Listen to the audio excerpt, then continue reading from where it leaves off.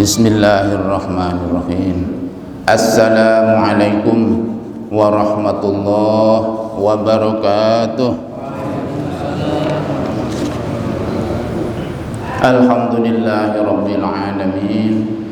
Wassalatu wassalamu ala asyrafil anbiya'i wal mursalin Sayyidina Muhammadin wa ala alihi wa sahbihi ajma'in. Mari bersama-sama. Bismillahirrahmanirrahim. Raditu billahi rabba wa bil islami dina wa bi Muhammadin nabiyyan wa rasulah. Rabbi zidni ilman nafi'an warzuqni fahma waj'alni min ibadikas salihin. Amin ya rabbal alamin. Al-Fatihah. A'udzu billahi minasy syaithanir rajim. Bismillahirrahmanirrahim. Alhamdulillahi rabbil alamin. Ar-Rahmanir Rahim. Maliki yaumiddin. Iyyaka na'budu wa iyyaka nasta'in. Ihdinas siratal mustaqim. Siratal ladzina an'amta 'alaihim ghairil maghdubi 'alaihim waladdallin. Amin. Para jamaah sekalian rahimakumullah,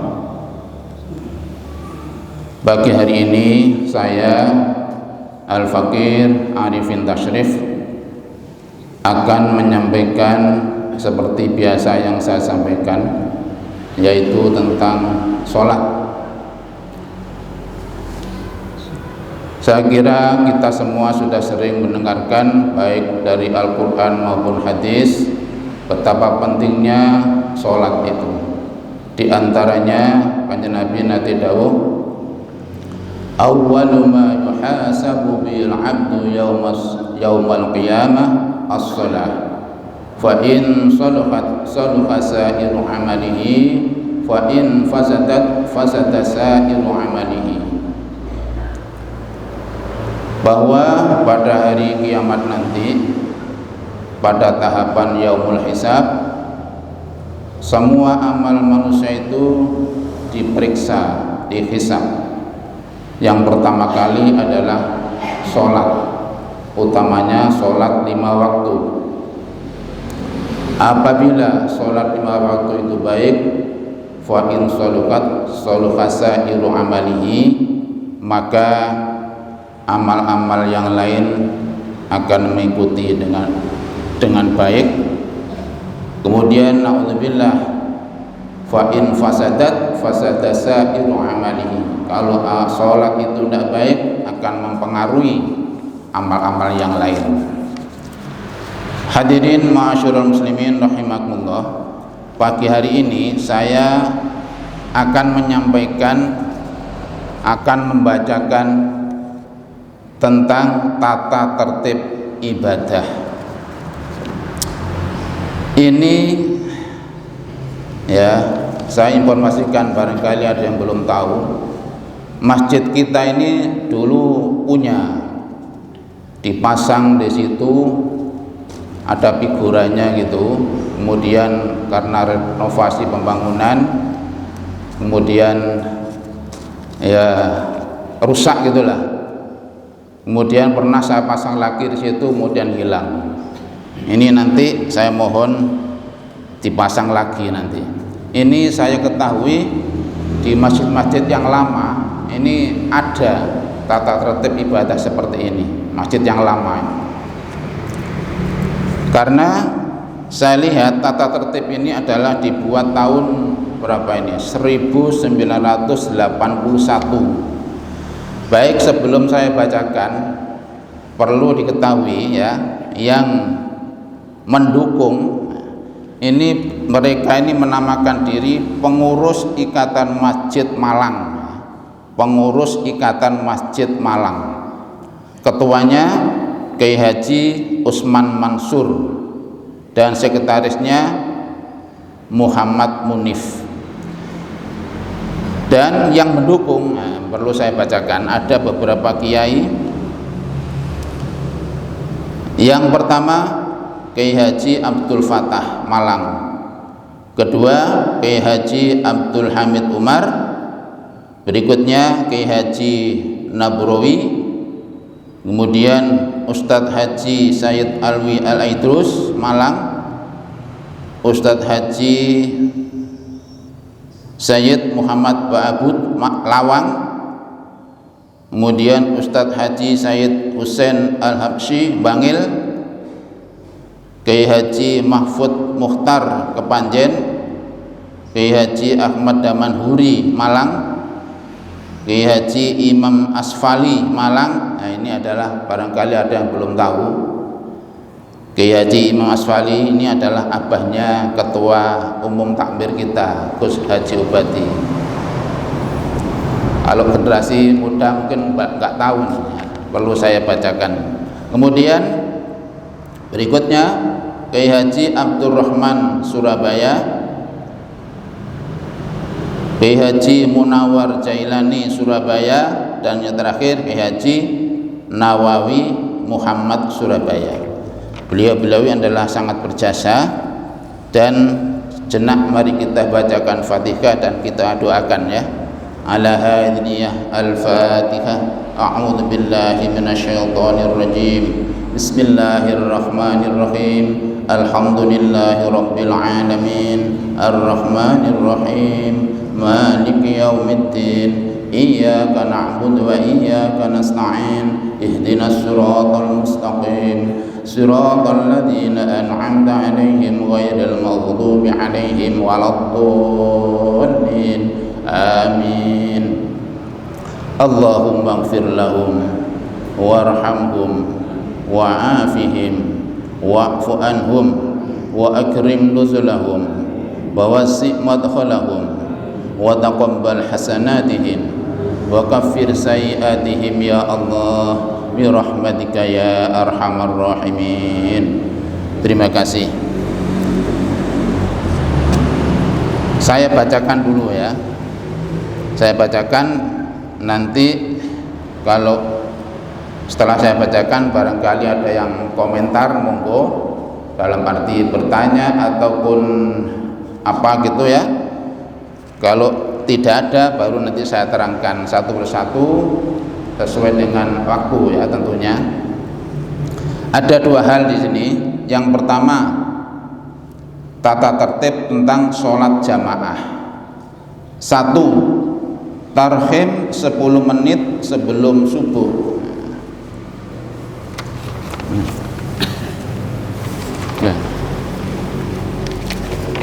Yang kedua,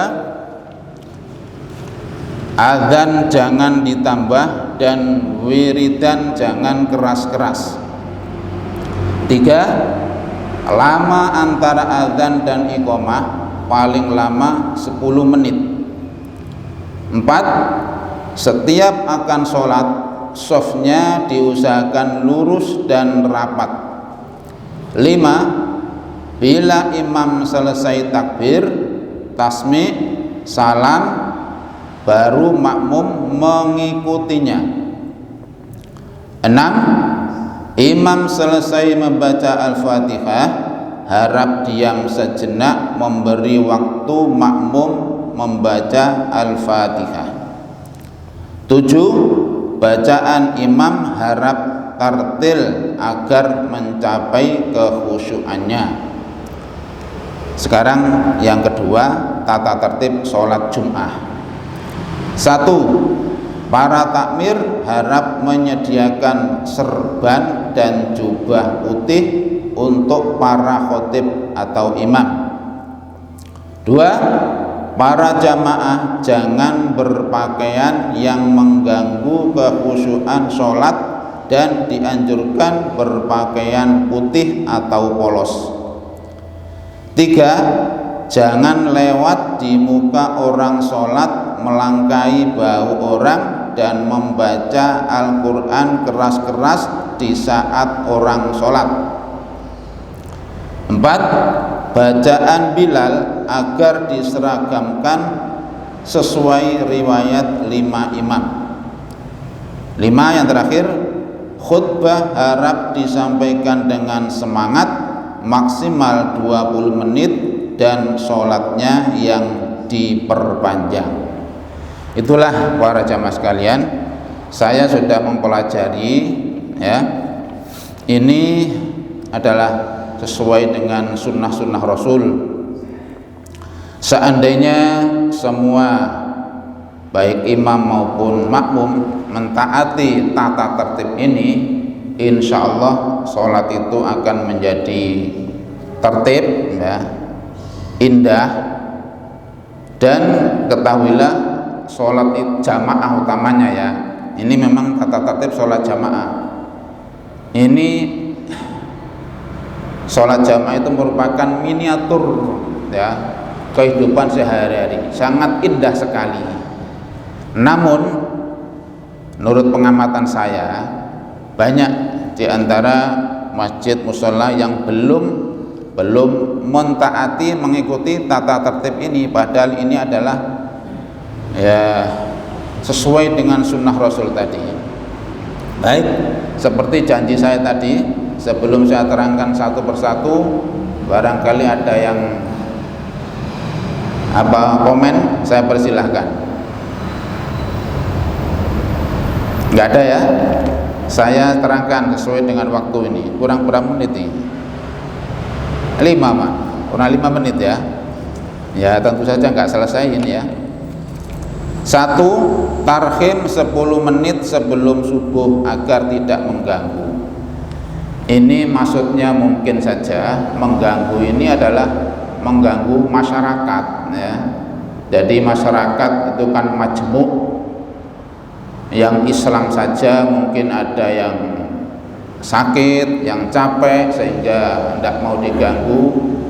Mungkin yang non muslim ini juga ya terganggu kalau lama-lama. Makanya para kiai ini membuat kebijakan seperti ini, maksimal 10 menit. Yang kedua, azan jangan ditambah dan wiridan jangan keras-keras. Maksudnya azan jangan ditambah ini ya memang nggak boleh ya azan ditambah-tambahin. Apa ada azan ditambah-tambahin? Saya pribadi kok belum pernah dengar ya azan yang dimaksud nambahi apa ini. Wiridan jangan keras-keras. Ini adalah kalau terlalu keras ya, ini tentu saja mengganggu jamaah yang ada yang masbuk mungkin, atau ya ada orang sholat. Makanya para jamaah sekalian, khususnya makmum ya, kadang-kadang ini ada makmum itu lebih keras daripada imamnya. Ini jangan ya, kurang etis ini. Tujuannya imam agak dikeraskan ya, agak dikeraskan kan begitu. Tujuannya adalah taklim, memberikan pelajaran kepada makmum bagi terutama yang belum bisa supaya bisa. Nah, makanya kalau makmum itu kok lebih keras daripada imamnya, ini kebalik malah imami menurut imam ya nggak cocok, nggak pas ini. Ini saya sendiri kadang-kadang merasakan ini ya, lebih keras daripada makmum. Adik makmumnya itu ya maaf, tajwidnya kurang pas, panjang pendeknya juga kurang pas, jadi malah ya nggak berfungsi. Taklim imam memberikan pelajaran pada makmum malah nggak berfungsi. Jadi mestinya jenengan selaku makmum ya ikuti imam, panjang pendeknya, dengungnya dan lain sebagainya itu ya. Yang ketiga, lama antara azan dan iqomah paling lama 10 menit. Nah kalau ini rupanya kondisional ya. Saya pelajari nggak ada memang hadis yang menerangkan harus sekian menit, itu nggak ada. Pada waktu itu yang saya ketahui, umpamanya ada orang BAB selesai, ada orang makan selesai, itulah ukuran jarak antara azan dan iqomah. Dan ini itu tadi kondisional. Saya pada waktu ibadah haji tahun 14 itu ada informasi di sana, di negara Mekah itu, Saudi Arabia. Di sana itu tidak tentu, lihat iklim dan berlaku nasional, jadi diatur oleh pemerintah. Ya, waktu ini mana bulan ini harus sekian menit dan seterusnya diatur, jadi sama itu karena diatur oleh pemerintah. Lah, yang penting menurut saya sesuai dengan kondisi tadi. Ya, masjid-masjid itu nggak sama. Seperti Masjid Jami itu yang saya ketahui kalau subuh itu ya, itu sekitar 20 sampai 25 menit subuh. Kalau selain subuh tidak. Yang penting jangan sampai ada kurang dari pelaksanaan sholat 2 rakaat, itu saja saya kira. Apalagi langsung ya, mari adzan langsung iqamah. Ini tidak ada aturannya kalau ini, kecuali kondisi tertentu ya, salah ada apa gitu bolehlah sekali-sekali. Tapi kalau dijadikan terus enggak ada aturannya, dan itu rugi. Ruginya apa? Kalau adzan langsung iqamah, apa kira-kira ruginya?